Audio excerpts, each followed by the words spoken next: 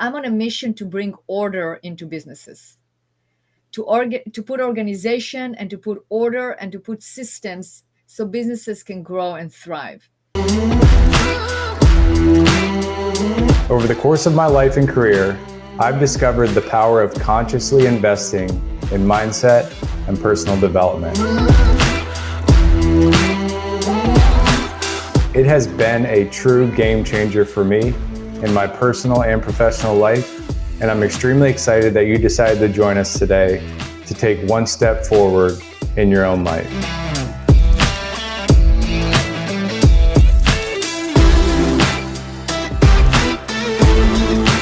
Most of my breakthroughs have come from one-on-one conversations. We created this show to bring you those unfiltered conversations each and every week.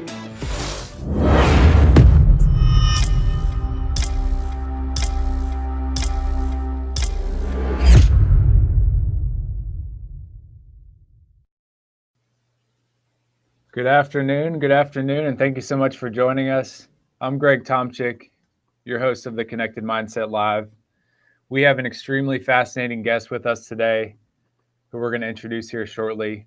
But before we do, today's episode is presented by Valor Cybersecurity.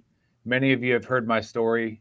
Back in 2016, I had a cyber attack, and Valor Cybersecurity is the company that I wish I had to call when I was in the middle of that cyber attack. We ended up losing about $75,000. And it all goes back to not having the right processes and systems in place. And that's something we're going to talk about today, not specific to cybersecurity, but really to anyone listening in today's business and really life. You know, life is operating on a process basis, on a systems basis. We have an expert with us today, Miss Adi Klevit, and really looking forward to diving in with you, Adi. But before we do, I think it would be helpful for everybody in the audience just to hear a little bit about the mission you're on, you know, to impact the people and the businesses that you come in contact with each and every day. Absolutely. Well, first of all, Greg, thank you for having me. It's great to be here. You know, you and I recorded a podcast on my podcast about you and your story, and it turned out to be a fantastic episode. So I am very happy for us to have a conversation again. So to answer your question, the mission I'm on is I'm on a mission to bring order into businesses, to put organization and to put order and to put systems so businesses can grow and thrive. You know, we work with fast-growing companies lacking consistency. And what we bring is that consistency, that order, that predictability. And we do that by creating, documenting, and implementing processes and procedures. I love it. Yeah, the title could not speak better to From Chaos to Clarity. I think a lot of us in business, whether we're just starting out, you know, whether we've got some traction or, you know, we're making, you know, seven figures in a business, there's a lot of chaos. There's a lot of change. And I think we need order to create consistency. And we know consistency helps us accomplish our goals at the end of the day. You know, what brought you into that world? Was it just the pain that you had from that lack of processes? Tell us a little bit about, you know, what got you into wanting to help people create that consistency. Sure. So, you know, I love helping people. I mean, that's what motivates me. That's the biggest mission. That's the bigger mission. And then my background is I'm an industrial engineer. And I think that to answer your question is why did I decide to become an industrial engineer? You know, like many young people, when you look at what you're going to major in college, you don't really know, right? But I looked at what industrial engineering is, and it was basically a combination of understanding human behavior, understanding the mind, together with sciences. And that seemed to me like it describes me because I was very strong in science, you know, very good at math. I had actually my own tutoring business where I tutored math and physics and chemistry. So science was really very dear to me, and I was very good at it and still am. But I also was very good at communication and understanding people and meeting people where they're at. And that combination of being an engineer, but also being a person that a people person, really appealed to me. So I studied industrial engineering, and that's what I've been doing for my whole career life for almost 30 years now. So I really came from that background of process improvement, of understanding processes. I like to take complex things and make them simple. So that is along the line of the processes. And then about 12 years ago, I decided to start my own company, which I did. And I was more of a general business consultant, implementing general systems or helping people with their businesses in general. And one of the things that I would tell my clients is that you need processes and procedures. You need training manuals. You're onboarding people and you're repeating yourself so many times. We need to have some consistency. We need processes and procedures documented. So go ahead and go document your processes and procedures. And what I notice is that my clients just don't have the time or don't have the know-how, or it's not part of who they are. I mean, of course, a certain percentage, maybe 20% will do it themselves, but the other 80 will not. So then I asked them, well, what about if I get it done for you? Oh, yes, please. So that's why I started this business that specializes in this particular niche of extracting information, extracting knowledge, and documenting it. Yeah, it's so It's not important. just documented, should say, Mhm. also ensure that it is followed by all, because that's really a big, big part of what we do is we extract the information, we document it, but then we make sure that there are systems in place for everyone to get trained on those processes, for having a really smooth onboarding process. I mean, I have it for myself in my own company. Like this morning, we onboarded two new team members, and I was not even involved because I have processes in place, and my office manager onboarded them. My office manager slash HR onboarded them, and then they're reading the processes, they're doing the assignments, and of course we're going to provide a hands-on training as well, but the process is so much easier, smoother, faster. Yeah. Yeah. It sounds like you're definitely drinking the Kool-Aid, which I think is very important, to be able to show an example to people. A lot of times, service providers, especially in our industry in technology and security, sometimes you find these companies not doing what they preach, and it's refreshing to give people an example of your company doing what you're going out to the world and impacting with, and providing that example for them to connect with. And that's, one of the things that I know helps people resonate with what you're delivering. At the end of the day, what do you think people struggle with most? Like, what are the biggest struggles when it comes to, taking the knowledge you have and making sense of it all in order to be able to put it on paper into a process that can be followed? So, there are different things. For instance, one of them that I hear a lot, because I asked that question, why are you not doing it yourself? I hear time. I don't have the time. For me, not having a time for something is a symptom of not making it important enough, not knowing how to do it, so you never find the time because you find other excuses to do other things. um, and it can be sometimes like a matter of priority, right? You really do not allocate the right time for it because it's better priority for you to meet with a new client, or to deliver to a client, or to go to a business conference, or do business development activities. So it really depends on what you want to allocate your time for. So also, no time is a symptom of lack of know-how. How do I organize my thoughts? Where do I start? How do I make it so other people will actually understand what I'm trying to do? I'm not a writer. I'm not a process person. I don't think sequentially, so all those things. So I would say that if you haven't done it so far, just delegate it to somebody else, because it's probably not going to happen. Mm-hmm. Yeah, that delegation's a process in itself, right? It's a Absolutely. mindset that we all need to understand what we're good at, what we're not good at, and finding a way to not just shove it away, but make sure it still gets accomplished, but by the right expert. I think that's critical in any area as you're running a business, because there's so many things to spend your time on. What do you think are the first few processes for those listening in today? Maybe they're a couple years in business, they don't have anything documented, but they have some success with, the clients that they're serving. what are those first two or three processes that you recommend putting on paper? So I would recommend for the listeners to ask themselves this question: what area of the company, if you had well documented processes and procedures, will give you the biggest return on investment? That is the question. Now, return on investment doesn't necessarily have to be in terms of money.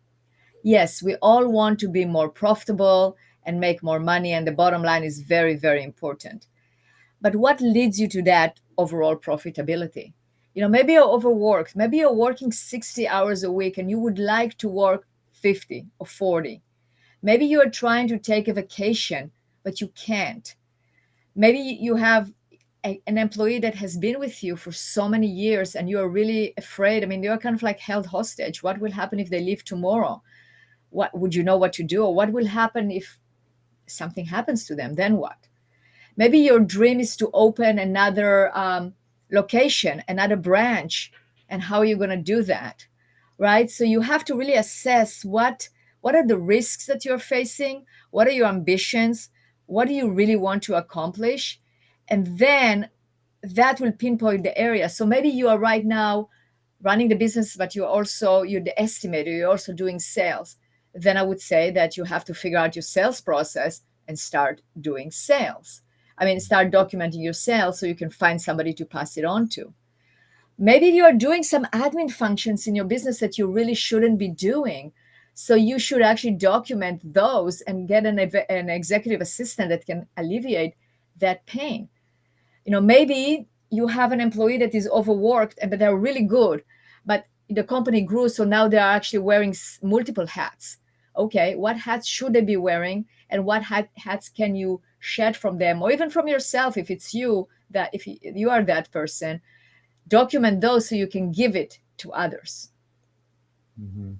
Yeah, I think it's scary for a business owner to let go of every part of the company because that's what they're used to running. And I think, but that's what every business owner has a hard time letting go of it. But they want their company to outgrow them so that everything is not dependent on them. So it's kind of that battle that people are fighting. And I hear a lot of people talk about, process documentation only when they want to franchise. But I Right. think every business wants to multiply their impact, whether that's internal people or more customers. And I think the only way to do that is to have a scalable process that others can follow and that meet them in the middle, right? It's not just Greg or Addie, describing it to them every single time a new person comes in, and it may resonate with them, may not. So having that kind of flexibility, through documentation where it's relatively black and white on what the steps are and implementing them. Absolutely. And, it is black and white, but there is also the room for creativity, right? So let's say, for instance, if we are documenting a marketing company, and that's what I hear a lot from creative people, right? They say, well, I don't want processes. Well, the most successful marketing companies, those that are expanded and sold for millions of dollars, tens of millions, they have processes. When you onboard a client, you have a process of onboarding that client, asking for the information, getting them to answer your questionnaire, because how can you create if that process is not followed? Then you get into frustration and you don't get the information, and then projects fall behind and you're not as effective. So it's really a matter of making sure that you have a process, and then within that process you have your ability to create and think and put things into place that based on your personality and creativity, but you have the framework and the boundaries of the process. Mm-hmm. Yeah, I love that. And I know on your show we talked a little bit about technical debt, and we kind of dove, into that term of debt that a lot of people are familiar with. I almost think about this as operational debt. The more times that you have to describe something and aren't documenting it to create that value add over time, you're going somewhat into debt, which I think is kind of an interesting concept for people to think about. Um, what When you talk about industrial engineering, because I don't think many people meet industrial engineers frequently, what do you think about when you hear the word industrial engineering in today's, economy? There are different aspects of what an industrial engineer can do. They can all the way from system analysis and data analysis and basically data, and it can be ergonomics, so it can be like improving the process. For me, like what I chose to do is to analyze processes, find efficiencies, make them more efficient, maybe make them consistent, find innovative ways of how to make the process work better. And in today's world, it means also automation and integration with software, and um, basically give clarity and give direction. And it's like kind of like a compass or a GPS on how to get Mhm. from point A to point B every single time and achieve consistency. Yeah. Do you feel like companies that don't have documentation are kind of fighting against themselves continuously and just somewhat banging their head on the wall? I would say so. I'm looking at myself. I mean, how would I be able to ever onboard efficiently and wear all the hats that I'm wearing, and but also delegate without having processes documented? It'll be Mhm. impossible because there Yeah. is staff turnover. Let's face it. I mean, even if people love working for you, circumstances change. They move. They a life event, whatever happens, right? But then if you have those well documented, then it's okay. I mean, it is a loss. It's too bad that that person doesn't work for me anymore, but let's find the next one and let's train them. Or if something is not being done according to your standards, instead of explaining to yourself over and over, refer to the process that you have written. But even take it a step further. If you don't have that process written, how would you ever explain somebody what your standards are? Or even if you tell them that verbally, well, does that count? I mean, you told them once, maybe they didn't remember, but if it's actually in writing, then there is no question about it. You go there and you look and you read, and maybe something is missing. Like even today, we noticed my, my chief of staff, my office manager, she, sent me a message saying, this one is missing from the processes, and this is what I'm going to add. I said, great, because processes are changeable. They're living document because things can change or technology can change or things can be missed, but if you have the overall structure, you can always add additional things and keep it alive. Absolutely. Yep. I think one of the things we talk about frequently on the show is obviously mindset. And I think one of the key things to mindset is you make your own standards or the world around you will make them for you. That's And, right. and it creates that like that friction because other people, your clients, maybe your internal folks are dictating their own standards of how your company operates, which creates a lot of inconsistency, a lot of confusion, a lot of friction when things don't go right. And then it's a blame game on, you didn't do it right, but it's not documented. So you have no way to follow that consistency over and over again. I think there's a myth around process and procedures, especially in cybersecurity. Most companies say we're too small or we're too early on to protect our business or have a plan in place. What would you say to those, startup companies, small businesses that are kind of starting to grow to kind of debunk that myth of, we're too small to document things? Yeah, well, it is a myth, but on the other hand, I tend to agree. I mean, let me put it like that. When you're small and you're starting up, you're developing your processes. Okay. So I would suggest that you definitely observe others in the industry that have done that, and then use processes that have worked and adapt it to yourself, and then adapt it according to how you want to adapt it.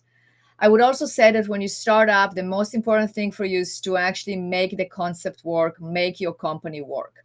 So you definitely want to have um, marketing, a strong marketing, basically a strong marketing plan that is getting executed, because you need customers, you need clients, you need patients, whatever your industry is, whomever you are, that's what you need. Once you have that established and you are building the processes, then you want to have that organizational memory, right? Because otherwise you don't remember what you did. I mean, I can see it like if there are things that I have to do myself and I haven't done it for a while, then I have to remember how to do it. It's better to have that. If I had a short video or instructions, I don't then have to spend time recreating it, right? So as you are developing the processes and you find something that works, write it up or create a video of yourself doing it. So even if it's not super organized, at least you have something. But then as you grow and scale and you feel like you have a business that is ongoing and that you have enough, I mean, maybe it's never enough, but you have a good volume of customers or clients and you are profitable, you're making revenue, then invest in actually spending time in writing those processes, because then you're going to hire and you're going to have to give it to somebody else. Another advice I would say is, like, let's say you are hiring your first employee and you have to teach them. All right, so record those sessions when you are actually teaching them, so then they can take it, extract it, and write instructions off of that. And then, or as you are teaching them things, tell them to actually note down exactly what you are teaching them and then make it into a process. Maybe it's not perfect, but it's something. At least it's there documented. And think about it, when we hire people, they don't always work out. And we all have that experience. You can have the best interview in the world and use the best test. And, 3 days into the job, you go like, okay, that person decided this is not for me, or something happened, or what not, right? I mean, there will be a lot of employees that will stick around, but some of them don't. So always train an employee as if though they're only there for the next week and you have to repeat it again the week after. If you take that approach, then you are going to document how you are training. You're going to record it. So then the next one that comes on, you don't have to repeat yourself and spend another week with them, because they will be able to read or watch the videos. And then you cut your time maybe in a quarter, or basically to just spend 25% of the amount of time you spent earlier, or half of the time.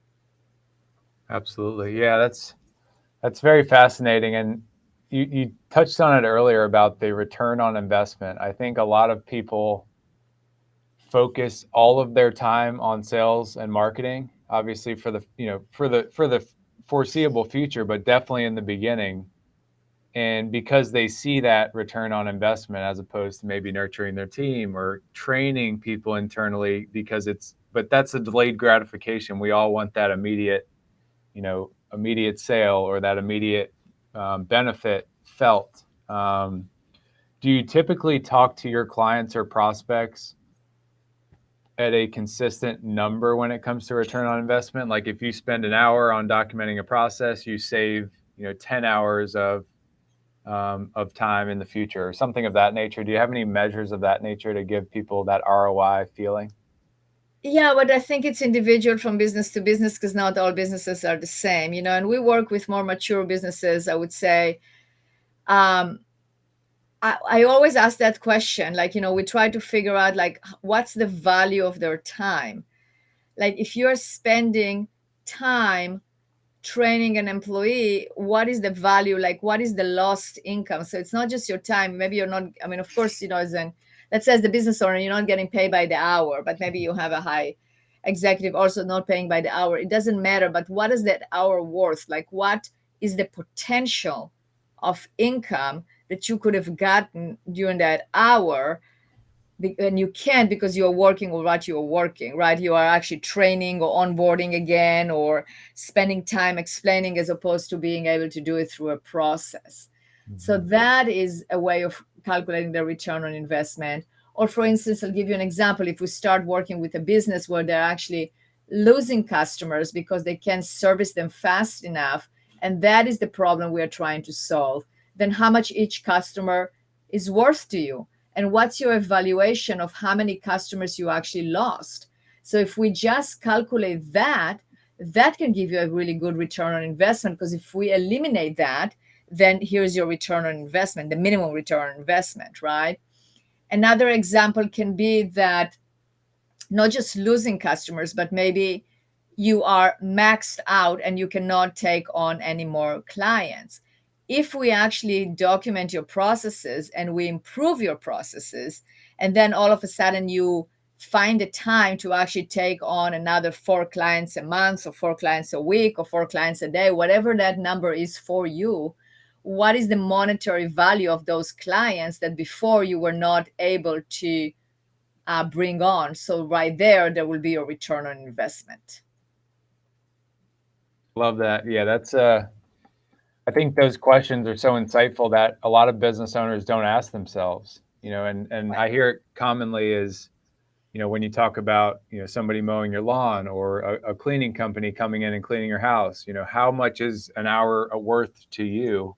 Yeah. If you're making 100 grand, maybe it's $75 an hour, and you can pay somebody, $25 an hour to, do X while you spend time on your business, for example, and trying to make those trade-offs from an economic value standpoint.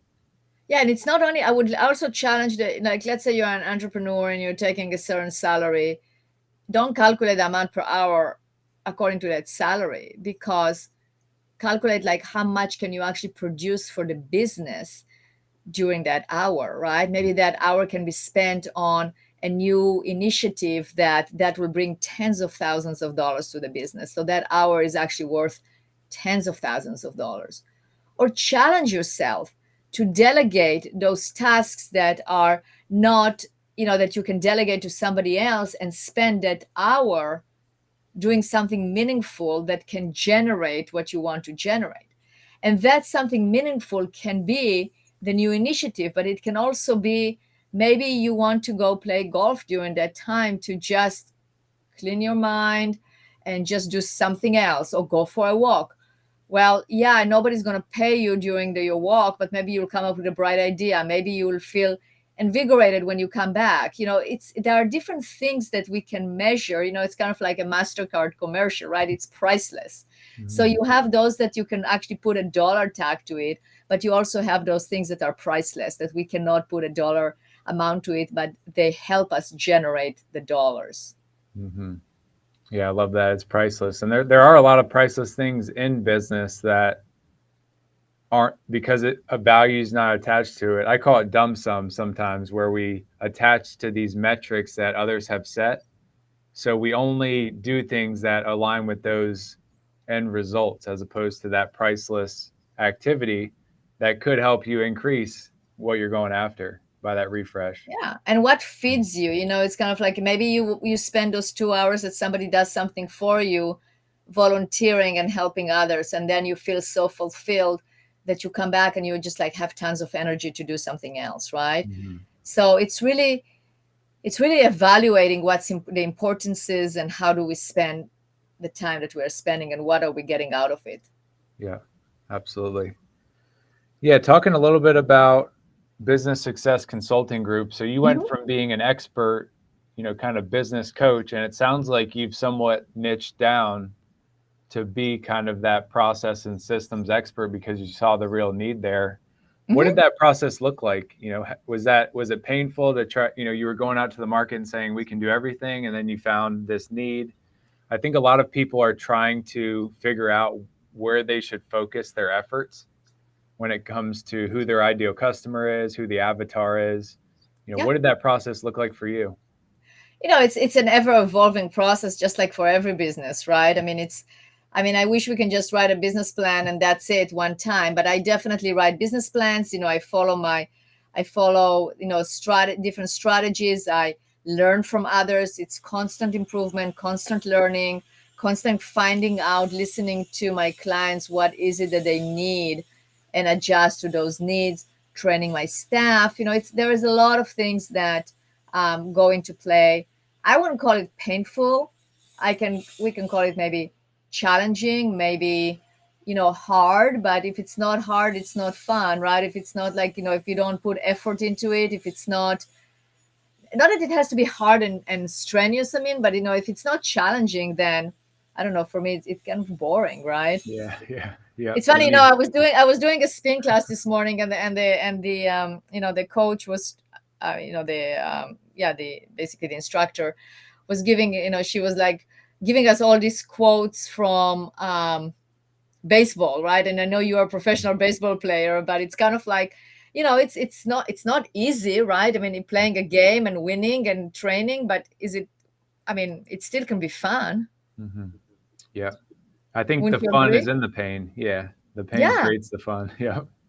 exactly. But it doesn't have to be like pain where you cannot tolerate the pain, but it's Mhm. you're feeling it, right? And then you're Yep. overcoming the obstacles of that pain, of that endurance, of that, yeah, it's hard work, but it doesn't have to be it doesn't have to be something that is a drudgery. I mean, otherwise don't do it. That would Yeah. be my advice, right? If you want Yeah. to grow your business, then take it on as a game, like as a baseball game or Mhm. whatever game you like, and figure out the maneuvers and figure out what you need to do and work together with a team and do your part and get a coach. That's very important, right? I mean, you have to have a coach that will see the entire strategy and they keep you on the right path and move forward. Yeah. Absolutely. Yeah. I call it the business athlete. We're all business athletes, Yeah, because we're exercising our muscle. We're learning new things. We're in an ideal world getting stronger, each and every day. And we're absolutely. trying to make things easier on ourselves, but then, obviously obstacles are going to continue to come up. One of the things I'm curious about, you're 12 years into your business. You have that mindset of consistency and clarity. Where do you spend most of your time today in your business, and how has that changed since starting the company 12 years ago? I spend the time right now in growing our team. I spend the time in marketing because we are trying different ways, different aspects, and I have a marketing coordinator, and so I'm more spending my time in establishing my team and working with my team and Hmm. delegating. So that changed from me doing everything myself. Hmm. Yeah, I'm sure that's it's kind of the ups and downs, right? It's like it's heavy needing your time, and then it kind of evens out, and then maybe it goes down a little bit because your team's really excelling in certain things. Then you have to plug back in, so it's never a straight and narrow, That's as all right. of us know. But finding the right people. Have you found any? Obviously, culture is huge. Understanding your company values, those people kind of plugging into that. Have you found any way of thinking about hiring those first few people to start to take those hats off and give to them, that have worked for you in your hiring process? It's really hiring. You're right. It's defining your culture, really understanding what your mission is about, what's important for you. For me, the qualities that are important is driven, competent, and intelligent communicator. Identifying that, you will attract people that have the same core characteristics, right? Understanding your mission.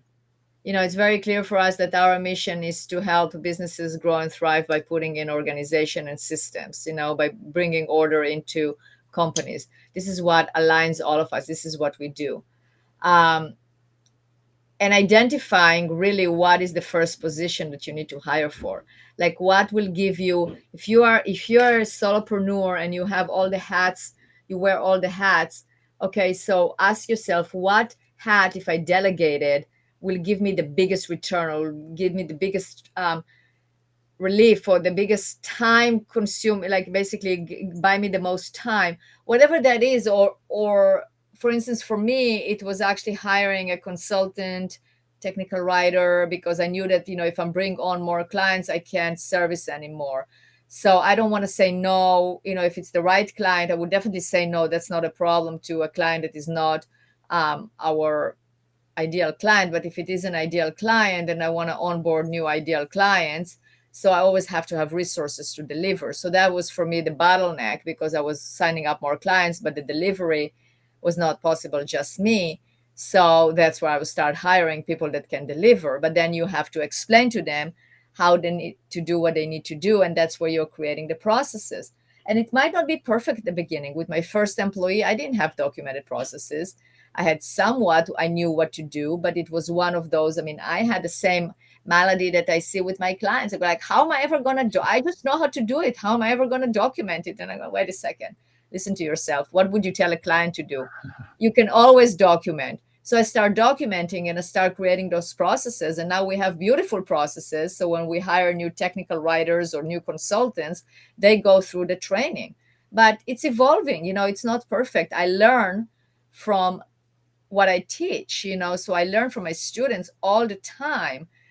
So Hmm. because you always, you can learn from the people that teach you, but you learn more from the people that you actually teach, because you see then what's missing, you see the questions that they ask, you see it through their eyes, and there are things, new things that you're looking at that you might not have looked before.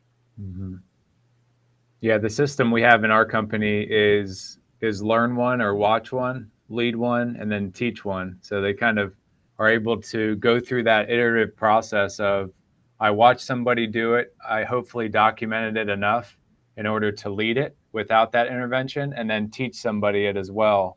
And it kind of creates that different role, because if we just are doing something and we don't have the, I call it conscious confidence, to be able to know what we did in order to teach it to somebody else, which is huge in sports but also in business, then it's hard to truly understand how other people in the outside world think about it, and that helps you learn. 100%. Yes, I Mhm. agree. Yeah. I agree. What outside of the business life, what do you like to do for fun to continue to keep yourself, refreshed, engaged? Obviously, you said spin, but what else kind of gets you, alive outside of the business environment? For me, it's really giving back to the community. So in every way that I can, I find opportunities to volunteer, help. I mean, helping others is really thing that I like to do.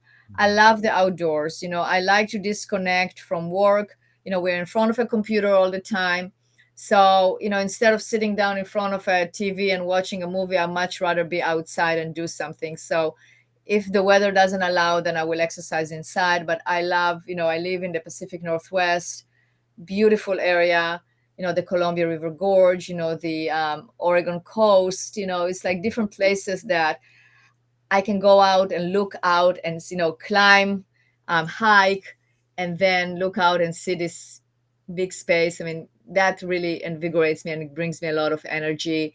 Spending time with positive people, with my family, with friends. That is something I love to do, and I love to learn. I learn all the time. So when I go for walks, when I mean, I listen to I listen to podcasts all the time. I listen um, to books. It's just like learning and learning and learning, because I want to know more and more and more, and just improve myself. But Yeah. I think really like disconnecting and doing something different. If I'm in front of the computer all the time, then I will go do something different, right? I mean, I'm also into health food and how to improve. I mean, it's like, fitness and health, it's very important to me. So I always try to learn new things. I always try to improve in that area. I just love it. I mean, I love to feel full of energy, alive, feeling good, feeling healthy, and helping others do the same. I mean, I'm not one that will just go and give advice to people what to do if they don't ask me, in terms of like their personal well-being, in terms of their health and whatnot. But if they ask me, I would love to help them, and I'm definitely good at that. Yeah, no, I love that, and it just shows how well rounded you are, and that you're a leader that continues to learn. And I think a lot of the best leaders are learners. Um, on the personal side, because you have a depth of understanding around processes, what do you think helps somebody be balanced on their health and wellness? That could be mental health or physical health. Obviously, exercise is huge. Eating healthy. What are some of those biggest lessons you've learned when it comes to health food and kind of that making time for exercise that have helped you implement that process into your own life? I think it's discipline. I'm very disciplined. And I think in order to be successful, you have to be disciplined. I mean, you probably will agree with it. In order to be a pro athlete, you have to be disciplined, right? You have to Absolutely. have enough sleep. You have to have the right food. You have to exercise. You have to train. You have to, even if you don't feel like it, you have to. So I I find it that, just being disciplined, not push, I don't push the snooze button, just get Yeah. up and go to sleep on time, so you get enough sleep so you can actually wake up in the morning and um, work out. Hmm. Just force yourself. Yeah, you can make that extra call, or you can do this, or you can do that, but force yourself to actually get up and go for a walk. But it doesn't have to be extreme. Even the little things, drinking water. Okay, so whatever your philosophy is on drinking water, if you need to, then either have a cup right here all the time and drink the water, take a break and go drink water, but discipline yourself. So when you are taking a break from what you're doing, don't go on your phone and go onto social media. Just like really have define for yourself what is your ideal routine and stick to it. And I think that's the key thing, is also routine. And routine is not boring. I'm telling you, the most successful people have a routine. Wouldn't you agree, Greg? I mean, when you are like, you have to have a routine, otherwise it just becomes too random and then nothing gets accomplished. It doesn't mean that the routine cannot be broken here and there, but make a routine that is yours and that you enjoy it. So you wake up in the morning, what do you do? Okay, so if either you go work out or you journal, or you sit down and you look outside and you decide what the day is going to look like. Whatever it is, you just have to have that routine that you follow. And that's the process, really. Because here's my viewpoint, is like, if you don't do that, you still have a process. It's just not a process that the process is running you, you're not running the process. Because if you wake up and you start doing whatever you want to do, this is your process, is do whatever you want to do. But then, it's already, let's say you wake up at 6 and it's 8 and you feel not that you didn't accomplish anything, as opposed to setting yourself ahead of time, saying, I'm going to accomplish that, I'm going to accomplish this, and just accomplishing it and doing it, you'll feel like, wow, I feel accomplished. Mm-hmm. Yeah, yeah, and we're all creatures of habit, and I think when we don't have those routines, it eventually creates instability, which Right. can send us off a bad path, or makes us not make good decisions, for example. And we need stability, and that all comes back to having that consistent routine that we know we enjoy. Obviously, we can try new things and modify that just like a process, but having that routine that we enjoy and that we can repeat help us have some sanity in such a confusing world with so much noise. And I think that's critical for anybody, whether they're in business or just in life in general. I agree. Hmm. I agree. Yeah, I heard something recently, and I think we all like rules. We all like to remember different things in our life. And I heard something, it's the 10-4-2 rule. So 10 hours before bed, no caffeine, 4 hours before bed, and it's all around good sleep. 4 hours, no food. 2 hours before bed, no work. And then 1 hour before bed, no screen time. And then the zero is don't hit the snooze button. And you just mentioned that, like, if you have that routine where you have those reference points of what's going to help you get a good night's sleep, where when the alarm goes off, you're ready to get up, you're ready to execute upon the routine, and then by the end of the day, you feel accomplished, and that is a huge endorphin rush, to keep that negative chemical out of your body. And obviously, we're chemical beings, where we're ups and downs through the chemicals in our body that we can enhance through eating well, having good routines, exercising, all of that healthy stuff we know we need to do. But it's hard to continually repeat it, for a lot of people. So That's right. But there is the chemical part of the body, but there is also your, as we talked about, the mindset and who you are and the yeah. things that define you and the things that make you going. So Mm-hmm. absolutely, it's a combination. Yeah. So just kind of rounding things out, where would you say people should start the process? Obviously, asking themselves, what processes are going to create the best ROI for their business or their life. What would you say is that, second and third step that small, medium-sized companies should start taking, and bring to companies like you, to put themselves on a healthy path forward? Yeah, so you decide, I mean, really the number one before you ask yourself where to start will be the mindset, Yeah. and really decide for yourself why you want to do that and why it's important for you. If without it, this project is not going to go anywhere. So you have to have that mindset that you want to do it, that you're excited about doing it, and that you see the benefit of doing it. So that's number one priority. Then you figure out where to start, and then you just start. You allocate time, whether it's 2 hours a week, an hour a week, whatever it is, allocated time to sit down and obviously there is a whole, and I can share with you the link to my podcast where I created our proven process. So it's a 45-minute where I walk you through how to actually accomplish the task of process documentation. So I know we have just a couple of minutes here. I'm not going to be able to go through that, but it's really a whole process of deciding where to start, allocating the time, mapping that process that you decided what to do. So let's say we decided to document how we are making coffee in the morning. Okay, good. So then you document, you basically take even sticky notes and you figure out like what are the different steps in order for us um, to do that. And then you start documenting one by one. You just start documenting whether you record a video, whether you write the steps. Don't be afraid it's not perfect. It's fine. Just start somewhere, right? And then the process goes on. So yeah, so those are the 3 steps. I love that. Yeah, it's incredibly impactful. I just put in the chat for Yeah. everybody your company website as well as the podcast. Is there another place that they can find that process that you just walked through that I can paste in the chat here? Yeah, so it's basically you go to my podcast and it's called our proven process or Okay.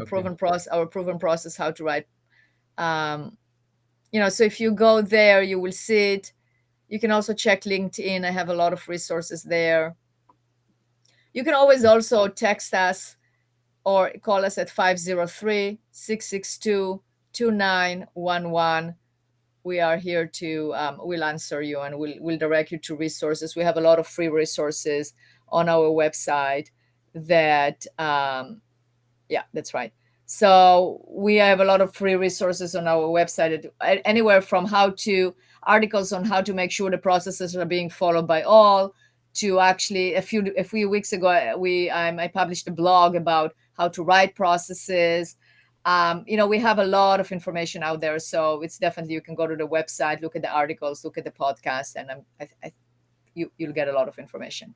Excellent. No, I love the accessibility and the education that you're providing to the world. It's, a lot of people know they need processes, but they need to start and get that engine, rolling forward in order to, understand how it's relevant to them, why it's important. And then obviously, consulting with folks like yourself to make it happen if they don't have the time to do it or the expertise, like you said, the know-how. And I think a lot of us are, experts at what we're experts at, but we're not experts at processes and systems. And that's why you and your team exist and are able to positively impact people and make their life easier at the end of the day. I think that's what we all want to do. We want to save others time and money in their life so they can have more enjoyment, more fulfillment, more success, whatever word you put to it. And that's a mindset that I think everybody listening in today is adopting. Is you got to get started, but you have to lay the framework and do the right steps to get there, to make sure it resonates with yourself first and then your team going forward. So 100%. Yes. excellent. Addie, it's been a pleasure to have you on. We had a great conversation on your podcast. I'll paste that episode in here as well for folks to check out. But a question we ask, each person that joins us on the show is, what does being connected, mean to you in your life and your business? Well, being connected is really power for me. That I thrive on those connections. I count on those connections. I support my connections. I mean, we cannot have a business without connections. It's connections with my clients, connections with our wonderful referral partners, connections with the community, with the employees. That's what being connected is that we're all connected. We do business with each other. We exchange ideas. We exchange, referrals. It's whatever it is. It's like that connection is what makes us go. Absolutely. Yep. That's what we're all about here on the show. And it's been a pleasure sharing with you today. I know a lot of people are going to get a huge amount of impact on this for both their business and life. There's a lot of intersections of those two things in the way that we live. And you really represent somebody that can help people gain that clarity, and that consistency that we all need to live our best lives. So, Addie, thanks so much for joining us and looking forward to continuing the conversation.